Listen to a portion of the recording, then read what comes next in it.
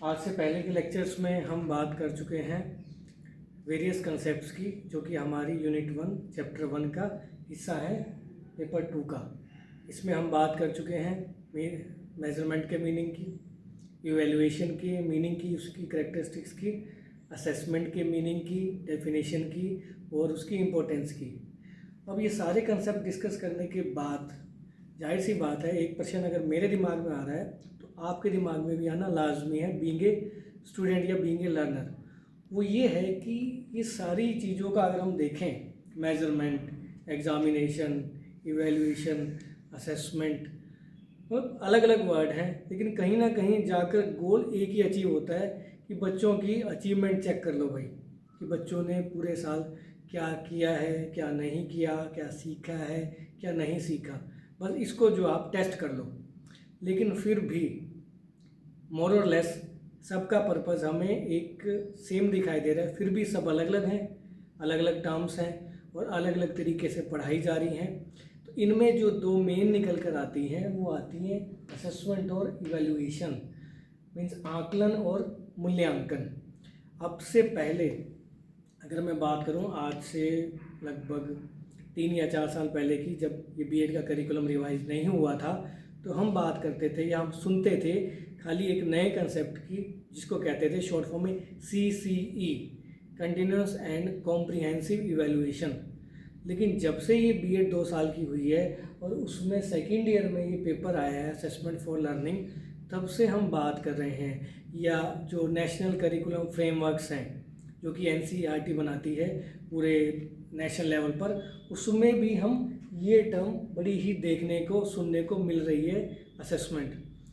तो अब असेसमेंट और इवैल्यूएशन क्या है ये? क्या ये दोनों एक ही चीज़ें हैं या अलग अलग हैं, या दोनों को अलग अलग क्यों लिखा गया है, क्यों पेपर का नाम असेसमेंट फॉर लर्निंग दिया गया है?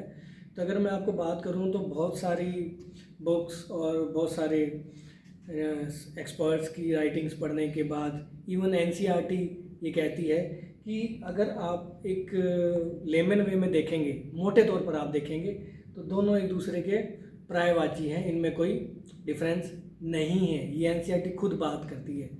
अब डिफरेंस नहीं है तो यहाँ ये दोनों अलग अलग क्यों लिखी गई हैं और क्यों पढ़ाई जा रही हैं? तो बोले, लेकिन अगर आप डीप पर जाकर देखें, अगर आप गहनता से पाएँ, तो इनके बीच में भी स्लाइट डिफरेंस हैं, तभी ये दोनों अलग अलग बताई जा रही हैं, अलग अलग पढ़ाई जा रही हैं, अलग अलग समझाई जा रही हैं। तो वो कुछ बेसिक डिफरेंस जो मैं फाइंड आउट कर पाया हूँ वो मैंने आपके सामने यहाँ रखे हैं चॉक बोर्ड पर। वो बेसिक 4 मैं निकाल पाया हूँ। आप समझने के बाद आप अपने हिसाब से और ज़्यादा डिफरेंस इसके कंक्लूड कर सकते हो। फिलहाल हम इनके बारे में बात करते हैं। तो पहला डिफरेंस असेसमेंट में क्या है? असेसमेंट क्या है? कहता है here information is collected by teacher and student both for instructional purposes. कहता है असेसमेंट हम क्या करते हैं? कहता है असेसमेंट में हम इंफॉर्मेशन कलेक्ट की जाती है टीचर के द्वारा भी और स्टूडेंट के द्वारा भी। किस लिए की जाती है? ताकि अनुदेशात्मक प्रक्रिया ठीक ढंग से चलती रहे, उसमें कोई डेविएशन ना हो, उसमें कोई कमी ना हो। तो दोनों मिलकर ये काम करते हैं। इसके उलट इवैल्यूएशन क्या करता है? कहता है here students are rated for comparison by using some tools. कहते हैं अगर आप क्लियर कट डिफरेंस जानना चाहते हो तो असेसमेंट ये काम कर रहा है, और इसके उलट इवैल्यूएशन क्या काम कर रहा है? इवैल्यूएशन रेट कर रहा है स्टूडेंट्स को रेटिंग प्रोवाइड कर रहा है। किस लिए?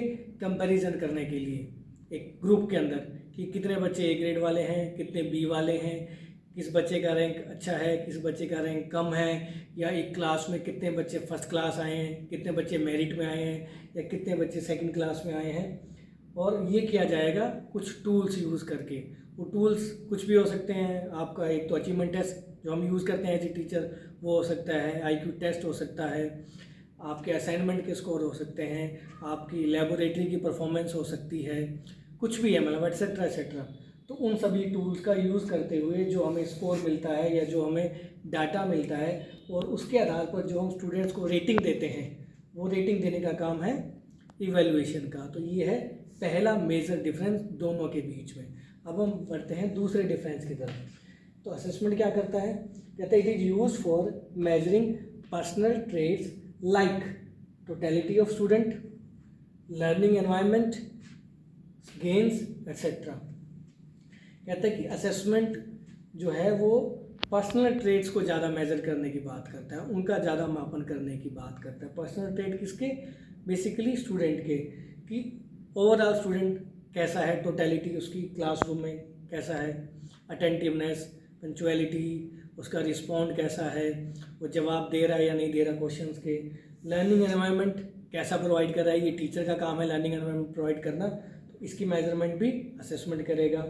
ओवरऑल गेन्स क्या रहेंगे, स्टूडेंट ने क्या गेन किया अपनी लर्निंग से, टीचर ने क्या गेन किया अपनी टीचिंग से, तो ये सारे जो हैं पर्सनल ट्रेड्स के अंतर्गत हमने लिखे हैं, इनको मेजर करने का काम है असेसमेंट का। अब इसके उलट हम देखते हैं इवैल्यूएशन क्या करता है। कहता है it is used to measure the effectiveness of a course और टीचिंग मेथड। लेकिन इसके उलट इवैल्यूएशन हमें क्या मेजर करके देगा, वो हमें मेजर करके देगा उस कोर्स की प्रभावशीलता। फॉर एग्जांपल आप लोग बीएड कर रहे हो, तो आपका बीएड का कोर्स कितना इफेक्टिव आपको लगा एक अच्छा टीचर बनने में, उसको अगर हम मापेंगे तो वो इवैल्यूएशन के तहत आएगा।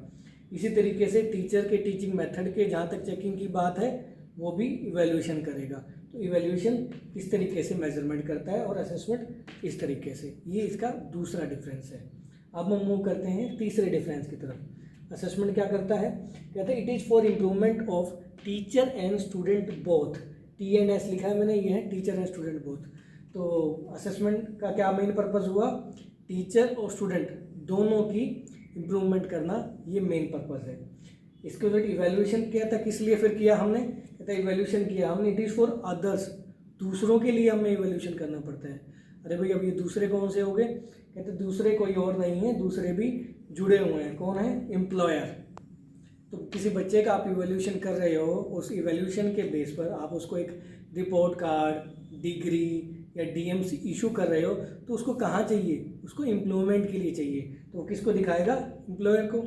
इसी तरीके सोसाइटी में और डिफरेंट जो सेक्शंस हैं, जहाँ भी बच्चे को जाना है अपनी एजुकेशन लेने के बाद, तो वहाँ उसको क्या चाहिएगा कि जो इवैल्यूएशन उसका करके भेजा गया उस पर्टिकुलर ऑर्गेनाइजेशन में, उससे जो उसको मिला रिपोर्ट कार्ड या डीएमसी या डिग्री कुछ भी, तो वो कौन करके देगा उसको, वो कौन बना कर देता है, वो इवैल्यूएशन का काम है, वो एक डॉक्यूमेंट या सर्टिफिकेट प्रोवाइड करना।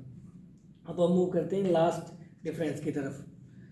कहता है assessment it is more important. अब यहाँ बात हो रही है दोनों में से इम्पोर्टेंट कौन सा है। हालांकि शुरू में मैं बता चुका हूँ दोनों लगभग एक जैसे हैं, दोनों एक दूसरे के पर्यायवाची के रूप में भी यूज़ किए जाते हैं, फिर भी कुछ कुछ डिफरेंस हैं कुछ।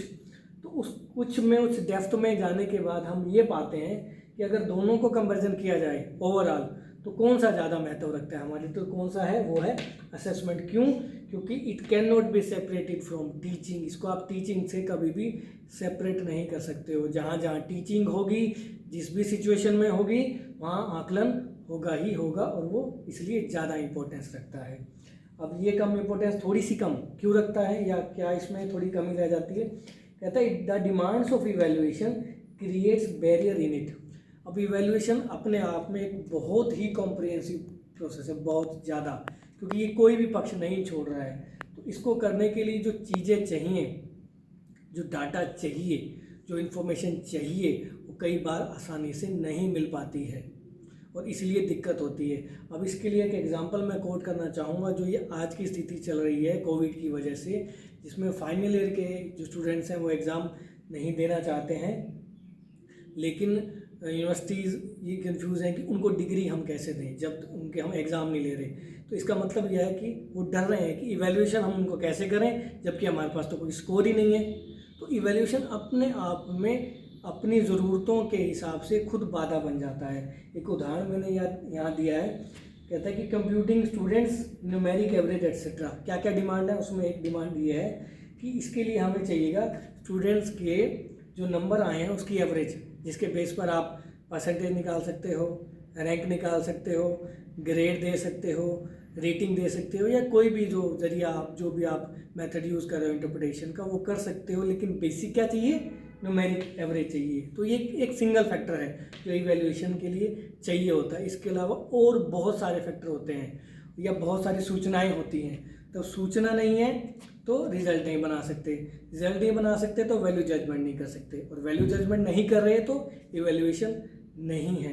तो कई बार इसकी खुद के करने के लिए जो चीज़ें चाहिए वही बैरियर का काम करती हैं और वही रुकावट इसमें डालती हैं। तो कई बार हमें दिक्कत आती है। अभी मैंने एग्जांपल भी कोट किया, जो ये आपका फाइनल के एग्जाम के ऊपर जो एक क्वेश्चन मार्क पूरे नेशनल लेवल पर लगा हुआ है, वो इसी का एक एग्जाम्पल है। तो प्यारे बच्चों, आज हमने क्लियर कट जो है ये देखा कि क्या कुछ डिफरेंस है। तो हमने पाया हाँ कुछ डिफरेंस है, जो आपके सामने अभी हमने डिस्कस किए। आज के लिए इतना ही। Thank you.